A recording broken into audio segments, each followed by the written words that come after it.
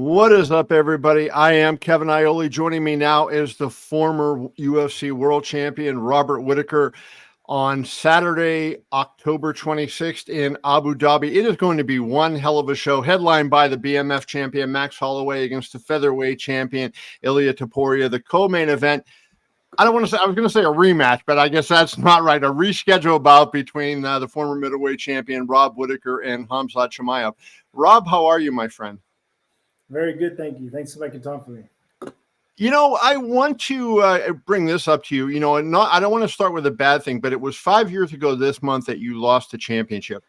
And I don't know if they keep records of this type of thing, but you have remained at the top of the rankings, not only in the middleweight rankings, but you're one of the pound-for-pound best fighters in the world 5 years after you have no longer had the championship.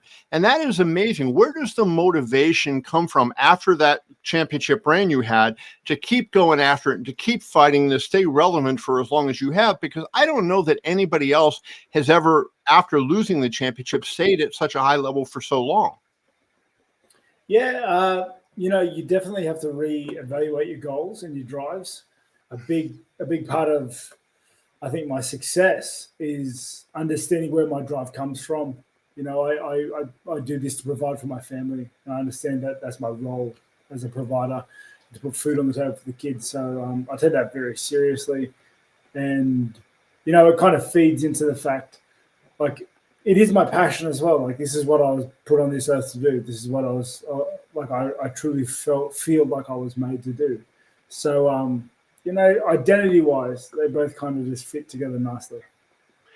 You are, I think, 12-3 over the last 10 years, and the only losses to Israel Adesanya and Dricus du Plessis, champion and the former champion. So you obviously, whatever you're doing, it is working. But why do you think it is that so many other champions, like, Anderson Silva stayed around a long time, right? But after his reign was over, he wasn't quite the same guy that he was during the reign. Why do you think it is that so many, fighters, after they fall from the perch, they kind of lose the motivation to keep driving, and you've been able to retain it, obviously? I definitely think it has a lot to do with like mentality and reevaluating your drives and your goals. And it's hard, and it's very hard to explain to people, because once you've achieved your goals, and once you've achieved the highest of highs, you've hit the summit, trying to find new goals and really self-reflect and really, you're not just telling yourself, yeah, I still want this, I still want this, but really, understanding what you want and why you're doing things, your whys, your hows. It's hard. It requires a lot of character building. It requires a lot of self-reflection. Yeah. And, a lot of people don't like what they see, and a lot of people just can't do it. When you look at yourself 5 years out, do you feel like you're a better fighter you were on the night you lost that last title fight to Adesanya, or do you, like, physically you're probably not as good, but mentally are you better? I think physically I'm better as well. Oh, really? Okay. Well, yeah, certainly. Like, what am I? I'm 33 at the moment. Like, I feel like I'm really just hitting that prime sort of, stride in my game. And one of my ultimate objectives with my craft has been to better it, to perfect it, to really just tighten the nuts and bolts. And I feel that every year that happens, every fight pushes me closer to that goal. And every year I get more wise.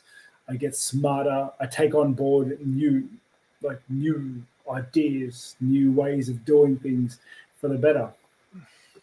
When, talking about Khamzat Chimaev, when he came into the UFC, he made such a big splash. I'm sure you remember, fighting twice in 10 days and, 3 times in 30 some days and, all this stuff. And now all of a sudden, he was supposed to fight you a year ago this time, and, and that did not happen.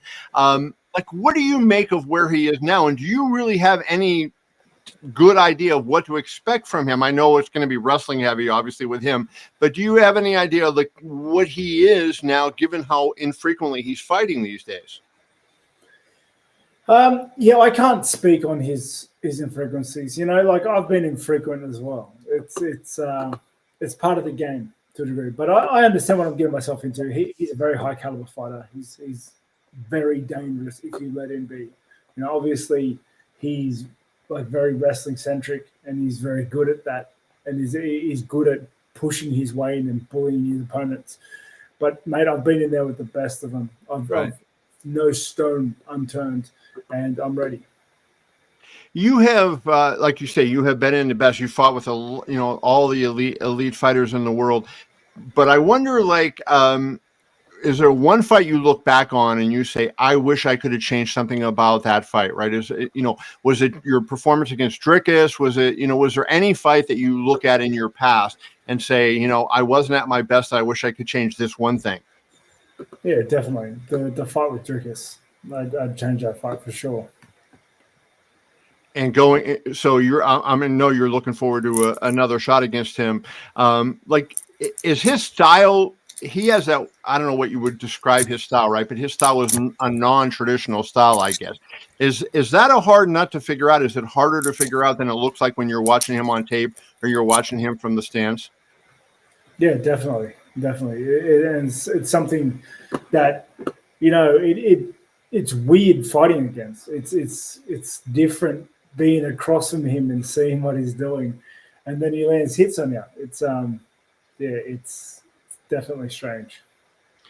If you win this fight, when do you plan to come back? I know UFC just announced there's going to be a show in Sydney in February. Is that something that you feel like you could make and be a part of? And obviously, I think that fight, the main event, they haven't announced yet. But if I had to guess, it's going to be Strickland versus Duplessis.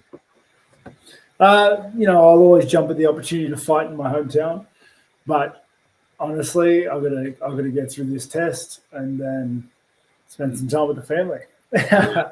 Yeah. Well, I guess that's another thing for you. Like if you were to fight on that card, then you got to go through the holidays, right? And with you being such a family man, that's a tough time to fight. Yeah, tricky, very tricky. Yeah, no doubt there. Let's just wrap up talking a little bit about what you feel like you're going to be able to accomplish. Where do you think you're better than Khamzat Chimaev? Where do you think you're going to be able to stand out in that fight? I definitely like to put faith in my striking ability. The fact that I'm going to go in there and I'm going to hunt him down. I'm going to take the fight to him.